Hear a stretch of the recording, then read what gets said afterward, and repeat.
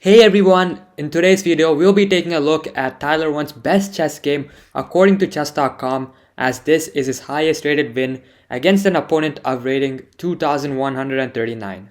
Now getting to the game, the opening started out as the cow popularized by Anna Kramling, and usually white doesn't get the best positions from this opening, and here Tyler obviously started out as worse. And going forward, the piece development is a bit iffy for white, and e4 is actually not the right idea because here black can play d4, build a strong center, and continue development with his bishops and have a nice position. And so as you see from the opening, white is already clearly a bit worse, so it's interesting to see how Tyler will turn this around as the game goes on. So anyway, his opponent doesn't capitalize and play d4. However, he still continues developing, and this is still good enough to maintain some sort of advantage. And as the position goes on, you see this bishop on f3. Tyler is trying to basically develop his pieces further and try to activate them even more. But again, for now, it's still stuck behind this pawn chain. Meanwhile, black does find some nice active diagonals per se, but nothing too much because this dark squared bishop will get traded off soon. Perhaps not the best square, and black should have continued developing normally to other squares. But the game goes on, and here black continues to bring his other pieces out and potentially try to put pressure on this b2 pawn after he maybe tries kicking the knight out from b3, keeping the c1 queen tied down to the b2 pawn, basically trying to leave white in an iffy position. And here white immediately goes back and starts counterattacking. So this is one thing that Tyler starts doing, and of course it's still not the best option per se, because here white could take, and after knight takes he could play a move like knight e4, basically developing more of his pieces and opening up the position this way to further activate his pieces. But instead of doing this, he tries to create counterplay with his queen. Not the best move, as I said before, but still a viable option. And here, once knight goes back, the queen further infiltrates into the position, and even though this is not the best plan, it's practically still not that bad, because you are threatening to play moves like queen g7 and basically kind of bug black around. And again, moves like e takes d5 can be thrown in anytime soon, and that should open up the pieces a bit more for white. And this is how Tyler slowly starts turning the position around, by finding ways to infiltrate into black's position, especially since black pretty early on put all his kingside pawns on the light squares and then traded off his dark squared bishop. So Tyler is using his queen to basically work on the dark squares on the king side.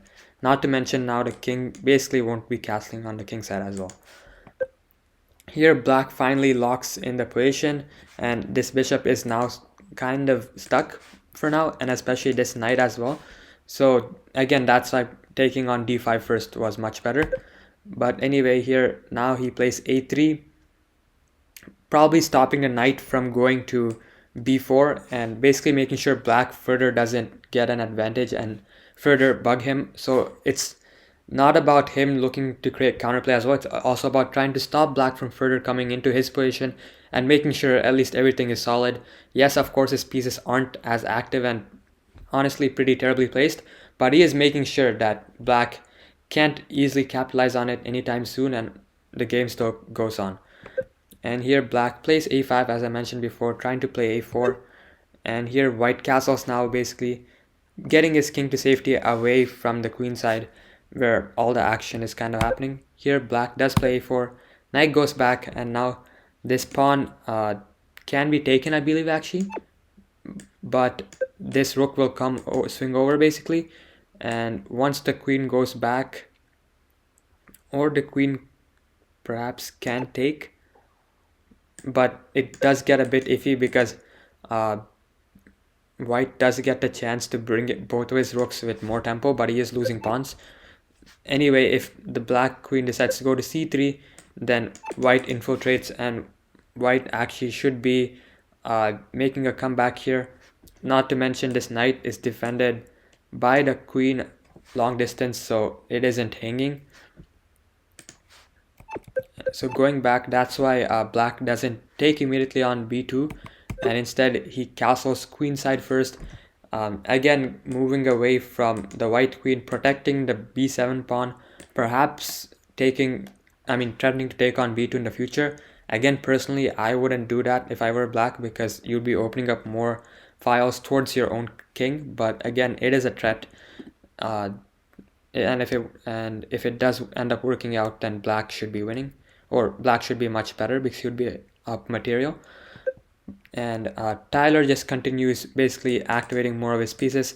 So earlier he moved his knight back to d2, now he reroutes it to c4, protecting b2, hitting the queen, and here they trade material as black wanted to get rid of the active knight, and black goes on to win the pawn here.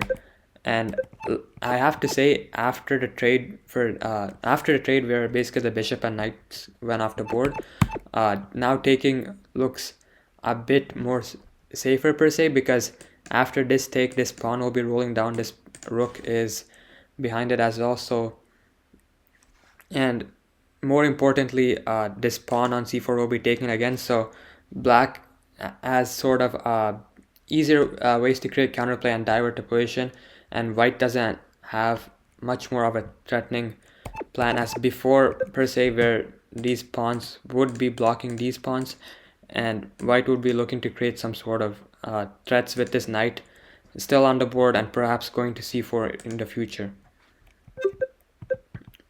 But okay, as the game goes on now, Tyler plays queen g7 now, threatening to take on f7 and infiltrate this way, and black simply defends, and then after that he plays a knight takes h5.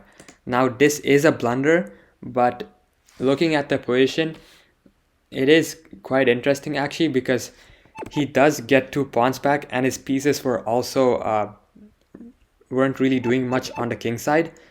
And not to mention, these aren't like title players or anything, they're still around 2000, and again, it isn't too clear, and things can turn around if these rooks end up doubling up on the b file.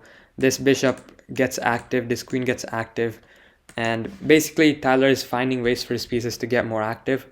Of course, perhaps knight takes h5 isn't recommended like all the time. Perhaps he could try to reroute his knight another way, reroute his bishop another way, and first bring in his rooks. But nonetheless, it's interesting, and here he does end up winning the f7 pawn as well. And after the queen takes on e4, the bishop first gives a check, and then he plays rook b1, and already white is starting to look better here, and right now it's a mate threat immediately.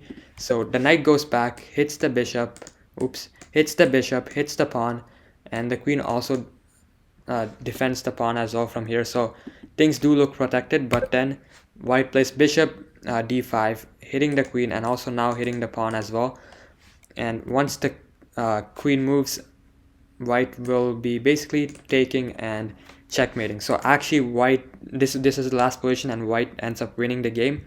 Black resigns, and as you saw, right after the sacrifice, once he found a way to basically open up his squares for his pieces, he ends up winning. And this is why I wanted to take a look at this game. Of course, as I mentioned before, knight takes h5 was not the right idea, because black had ways to defend, which I'll show shortly. But as you saw, once the pieces got activated and the b file opened up, white found pretty nice moves to basically create play and checkmate this weak king. So that's why you all should be looking in your games, trying to find ways to activate your pieces.